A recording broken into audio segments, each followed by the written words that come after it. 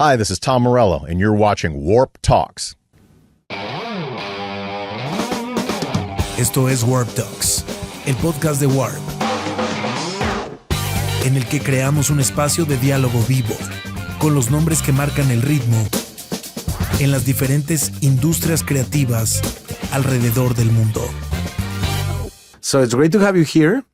This is the first time that I have the chance to talk with you in person, because I think we already did a phone interview or something like that. Yeah. But I want to start with the new single, because I think the political context and the social context and the reality, not only here in the U.S. but also in the whole world, is very precise for that lyrics and also that intention. Yeah, well, dangerous times demand dangerous songs. And my new single, "Pretend You Remember Me," was released in the aftermath of the beginning of the fascist ICE raids here in Los Angeles. I was in the protests in the streets and made some friends, and I was like, we need to put your faces in the video. And so I called my friend Leonard Peltier, the Native American activist who spent over 40 years in jail for a crime he didn't commit, to lend his talents to the video. But the song is really one that is it's a multi-generational song, because even though Trump has been absolutely terrible, we have to keep in mind that some of these policies existed during the Biden administration, during Trump #1, during Obama before that. And so the song "Pretend You Remember Me" is written from the perspective of a mother who's been separated not just by hundreds of miles, but by years from their child. And her prayer before she goes to sleep is just she hopes that her child will at least pretend to remember her. And I think if you bring it back to like anyone who's either a child or a parent can relate to that being, can relate to the have sympathy for someone who is removed from their violently removed from their family. And so that's what I'm trying to get at in the song. It's it's an angry song, but it's a song that speaks to family more than it does to violence or anything like that.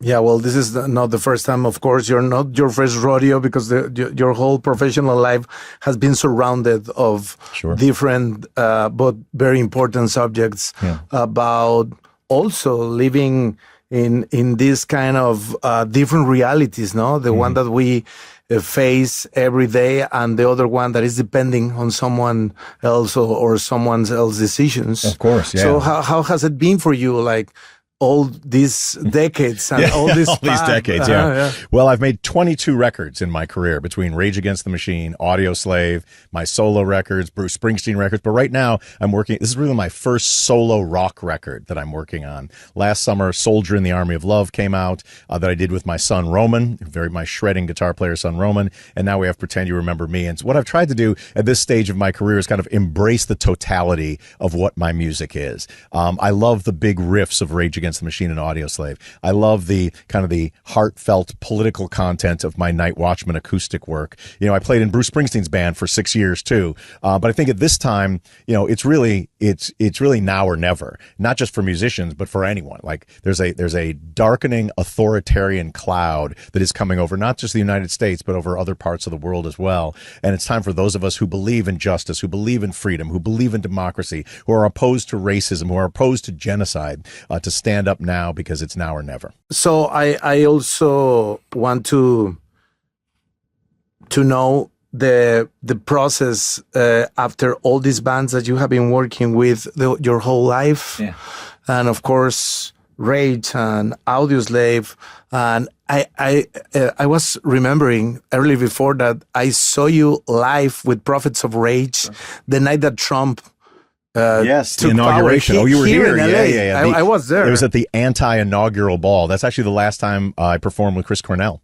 We did a little Audioslave set in that, but that was quite a night. But the resistance continues. Yeah, the resistance continues, and I remember that you said that, like, today the resistance is starting a new era and a new phase. But I will come back to that. I want to know the creative process from your side, being in such amazing bands, even with the Springsteen, Sure. And now on your own. How Sure. different is that? Sure. Well, I'll tell you the principal difference between a band and a solo artist. What makes a band great is chemistry, that you're able to create something together that none of you could create alone. What's great about being a solo artist is purity. You're able to create something that actually like really comes from your soul, that is undiluted by other people's ideas. And I love both of that. That's why Led Zeppelin is great. That's why Bruce Springsteen is great. You know what I mean? And I've been fortunate to have both of those things in my career. Over the last few years, I really love working as a solo artist, though. I've got things to say, things I want to play, and directions that I want to go, that I'm really self-directed in that regard. I love playing with my son, Roman. You know, he's 14 years old. He's a guitar shredder. I take him on tour. Like, I'm now the rhythm guitar player. He's past me in some ways. And so to be able to, you know, embrace the totality of my career, like with the live shows, we play Rage Against the Machine, we play Audioslave, we play Bruce Springsteen, we play my acoustic stuff, we play Prophets of Rage. And the record that I'm working on now really does sort of embrace the totality of my career. It's got the big riffs, it's got the guitar solos, it's got the acoustic elements as well. And I really feel like, you know, 22 records in, I finally figured out how to do it.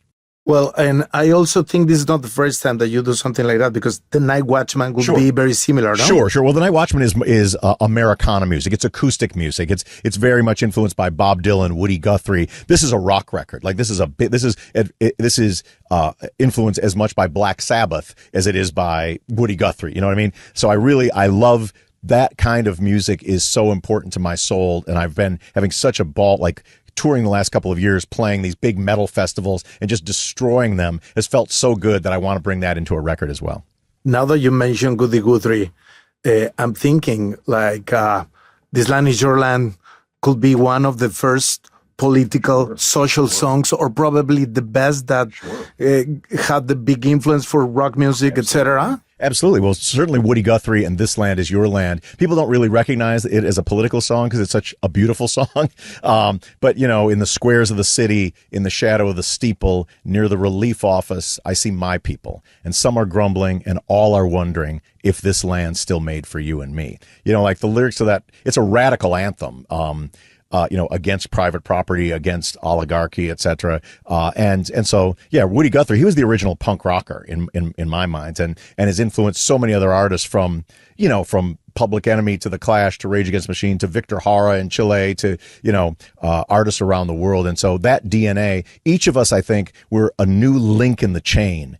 You know, coming back even before Woody, you know, like in the but the idea of using your vocation, whatever it is, if it's a musician, if it's a radio host, if it's a harpist or whatever, like whatever it is that you do in your life, don't leave behind who you are. Don't leave behind what you think. Don't make compromises about like what you think about the world in order to get by that day. And I think that at the end of the day, if you're able to do that, you'll be able to sleep well at night, look at yourself in the mirror, and perhaps help the world a little bit. One of the things that now are being said with the thing with Palestine is that if you are not talk about it, you're being part of the problem. Sure. But not always have been like that in all conflicts or social moments. But you guys, I'm not talking about a whole generation or music as a way to protest or to say things. You have done it since the beginning. How did you find the voice back in the days? Sure. And then when it was like a conscious decision, this will be the subjects that I want to address with my music. Well, I can tell you how I found the voice and how Rage Against the Machine found the voice was through failure. I was in a band before Rage Against the Machine that had a record deal on Geffen Records. You know, we made an album, didn't sell, got dropped, but I made every compromise. I thought, oh, for sure the producer must know best. The record company must know best. Oh, they don't want me to play guitar like that. Oh, they're the experts. So like I did what they asked because I thought, well, this is the way you become a rock star. This is the way you get to make records. And we failed. I was done. I was 27 years old and I had failed as a career as a rock star. So I made a solemn vow to myself, well, if I'm not going to be a rock star, if I'm not going to make records, I'm going to at least play music that matters to me. me. And I made a solemn vow I was never going to play another note of music that I didn't believe in. And that's when I started writing the music for the first Rage Against the Machine record. And, you know, there's a lesson in that I don't need to explain. But it was the music that was authentic, was the music that connected. When I was trying to be successful, I wasn't being true to myself, and it didn't resonate with an audience. So my entire career through 22 records, that's what I've done. I don't care. Like Rage Against the Audioslave records sell 6 million. Night Watchman records sell 60,000. I'm fine with that. Like, I'm going to make the music that I want to make, the music that I most believe in, and that's what my life is going to be, and that's what my career is going to be. And literally, your voice, like as an instrument. Yeah. How do you find the moment to also, you know, like make this journey from the way you play guitar that is very special to find your own voice to that's a very good question. I did not become a singer until my 30s, right? Rage Against the Machine, Audioslave were in full swing. It was a Thanksgiving at a Covenant House, which is a teen homeless shelter on Hollywood Boulevard. And they had like a talent show, and I was helping out with that. And there was a young man, teenage boy, just a terrible life story. And he got up there and he sang a couple of songs. His guitar was out of tune. His voice shook, but he sang like everybody's soul in the room was at stake. And I watched that and I'm like, there's something in that. Like, do I have something in me that is that? And I started writing songs. When I was on tour with Audioslave, we're playing these big basketball arenas on a Monday night, and on Tuesday night I would go to coffee houses and sign up for open mic night. And I'd sign up under the name The Night Watchman, so they wouldn't ask me to play Bulls on Parade, you know. And then with all of the power and conviction that I've ever used at any moment of my life, with 6 people and a espresso machine in the background, played like everybody's soul in the room was at stake. And I really like cracked something. I'm like, okay, I'm more than just a guy that can write a riff and shred it. Like, I found a different artistic heart to explore, and from that day to this, that's what I've been doing. Do you think that album, the new one, is reflecting that 100%. journey? Yeah, I mean, it is reflective, but I mean, I started in 2007 was my first Night Watchman record. I've sung on probably 5 or 6 of the, you know, the records that I made. So I'm not new to it. I've toured the world as a lead vocalist for a long time, but this is a record that's going to be a rock record. I really want to try to meld the two things I think I do best, which is, one, make big rock music, play big rock guitar solos, but then also curate an artistic experience as a totality, like the singing, the lyrics, the everything about it, and making something that's an artistic whole that incorporates the big rock and roll, but has all the other elements involved as well. I have once Chris Cornell at my TV show. I have a TV show in Mexico that is about live bands. Mm-hmm. I would love to have you there soon. Sure. But I once had Chris, and he performed all the moments of his career as a solo artist, Audioslave, Rage Against the Machine. Sure. And for us, it was very fulfilled and so special. And with time, of course, without Chris here, is more special. How is it for you to revisit the songs from your old moments in life and it's with awesome. So many people? It's no? awesome. It's awesome. First of all, like, those riffs, the Rage riffs, mean so much to me, and you know, I'm so proud of them. That first record was written in the most humble circumstances, and the fact that people all over the world can, you know, like, sing those riffs back to you is great. So to be able to sort of honor people's love of that music and my own love and pride in it is fantastic. And then with the Audioslave stuff too, like, I miss Chris Cornell every day. You know what I mean? I think about him every day. And to be able to celebrate the music that we made together and allow the fans to sort of participate in, you know, sharing his memory together. It's one thing to hear a song on the radio or in your earbuds, but when you're in an arena we always leave like the center microphone open with a light on it, and then people sing Like a Stone, and it's so beautiful. And they're just, you know, they get to get in touch with, one, their love for this great artist, but also share as a community sort of our love for that guy and that music. And then also to be able to explore as a artist that is not just looking back, but is always pushing forward. Like, I love playing my new songs. I love playing the songs with my son, and that we work those in a way that it feels like there's no drop off in intensity or in sort of artistic prowess from the Rage jams to the Audioslave jams to whatever. And I put Bruce Springsteen songs in there too. I love it. It's great to be able to look back at a career of 22 records, 35 years, and feel like it's fresh.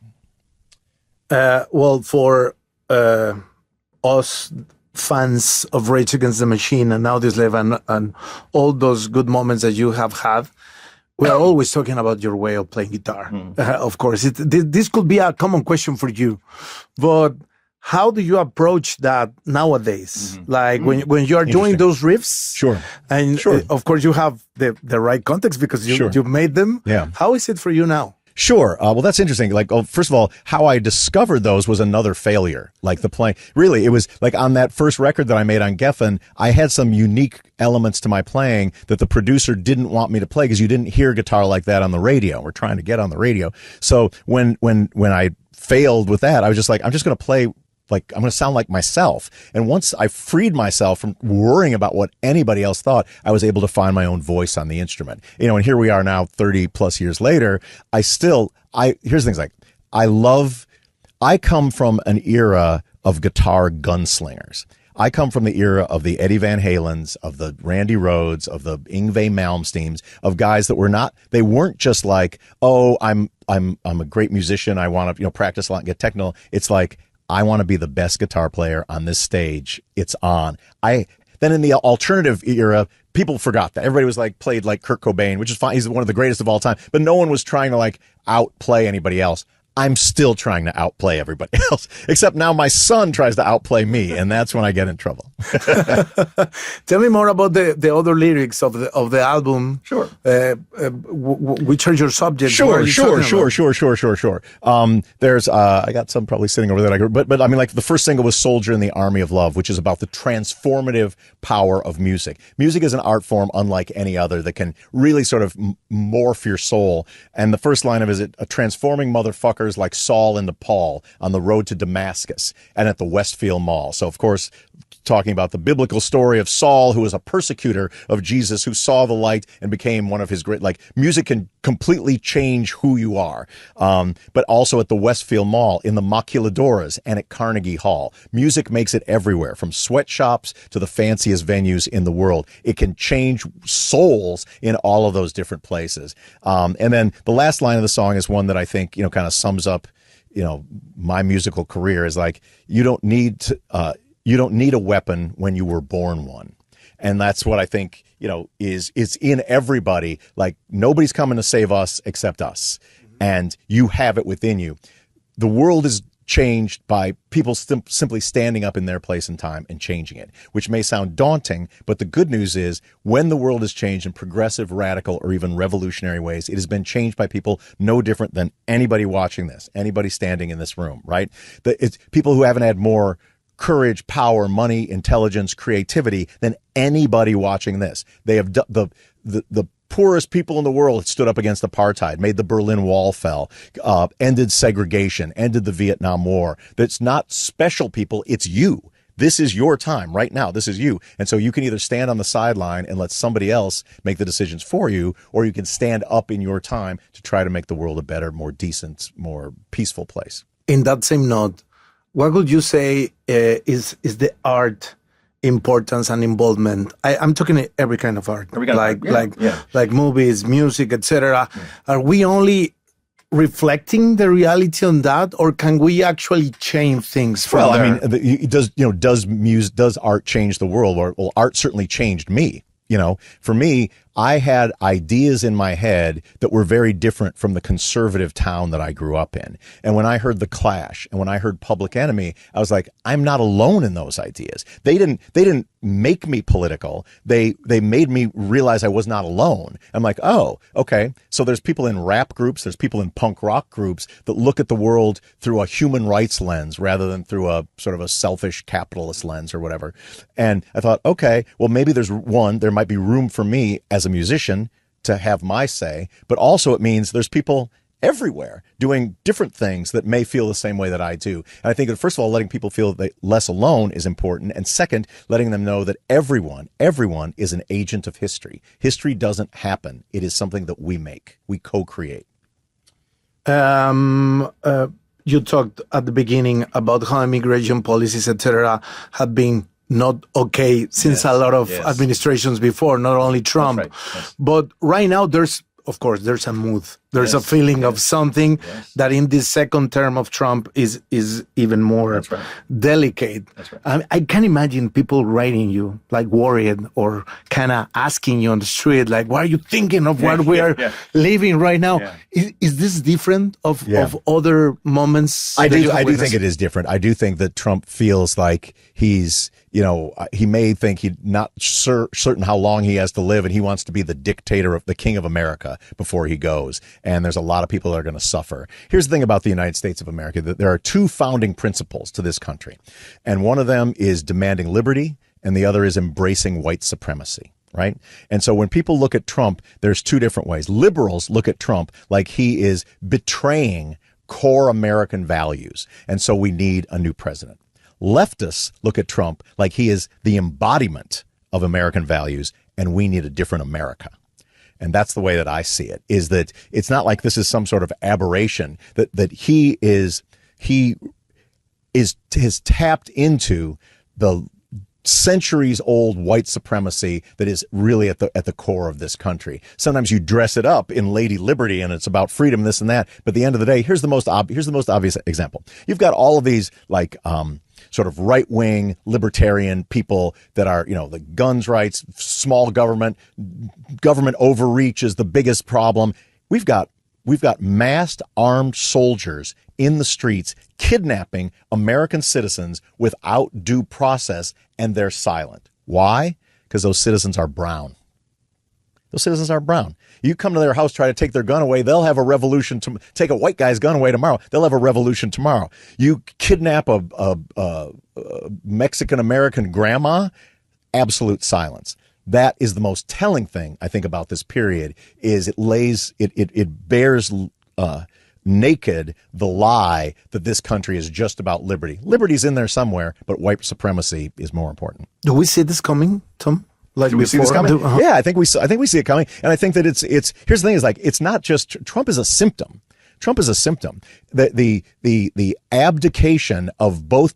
In our country, we have two oligarch parties. We've got one that is sort of more naked and mean. We've got one that is very sort of, better spoken and takes care of Wall Street and AIPAC, et cetera, et cetera. But American working class has felt completely left out by them. White working class people that used to, where the Morellos come from, it's a small coal mining town in central Illinois, right? Strong union town, strong Democrat town, like farmers, coal miner, all white people, like really strong Democrat with like progressive values. Now there's Confederate flags in the yards. Now they're super right wing. They feel betrayed by this system, of this sort of neoliberal system that keeps giving Wall Street more money, keeps giving multinational corporations more money, while their kids are selling crack, working at the strip club, dying in overseas. Like, they've been betrayed. And along comes Trump, who's like, well, the problem isn't capitalism. The problem is Muslims.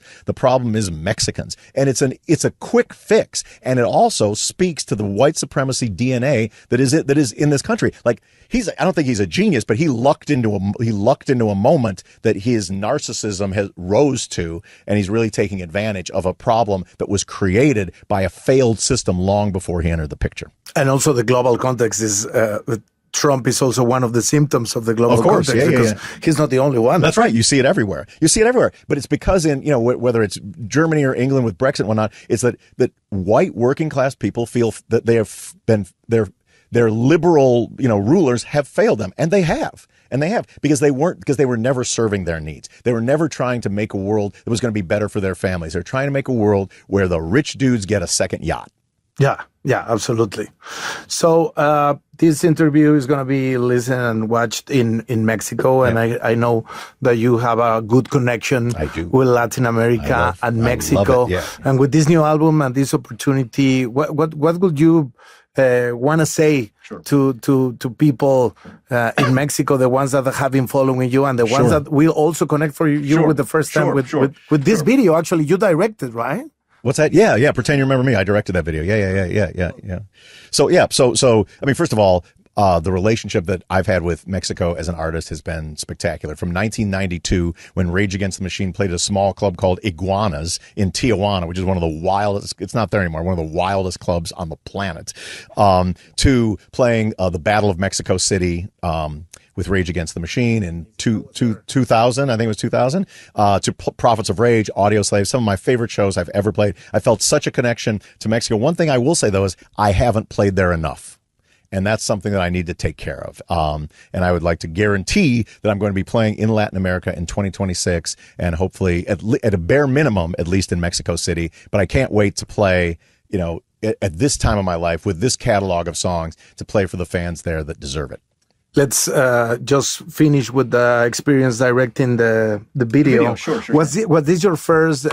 Tell me more about it. Sure. Uh-huh. I love directing music videos. One, because if you write the song, you perform the song, then you get to follow through with the vision for the video. I've done a number of videos, but I directed the video for Pretend You Remember Me. I was out on the streets at the protests, of the anti-ICE protests, and met people who were directly affected, and I just sort of gave out my number and got their number and said, I would like to put your real faces in this video. Like, these are the real people who are being threatened and deported and being hunted, like animals. And they came, they brought their kids, and were very sort of brave to be in the video. The video also has Leonard Peltier in it. Leonard Peltier is the Native American activist who was in jail for over 40 years for a crime he did not commit, who recently has been released from jail. He's has some freedom now. But anyway, he's become a good friend. And I thought who could speak with more authority on this issue? And the message that he gives in the video is a very simple one. It's like, every inch of this country is stolen land, and the only thing we need to be deporting is injustice. And coming from one of the elders like that, I think is very, very important to have his voice in that video. With his experience. Mostly. Yeah. Tom, thanks a lot. Tell us where we are. Sure, we're at this is Veritas Studios. This is my studio where I've made many records and soundtracks and rehearsed for many tours, and this is where the magic happens over here, and this is where the relaxation happens over there. But this has been my studio for over 10 years. Yeah. We really appreciate that you have us here. Of course. Thank you. Thanks very a much. lot. Thanks. We'll see you in Mexico. Suscríbete a nuestro podcast y escucha las entrevistas más relevantes de Warp en WARPTalks.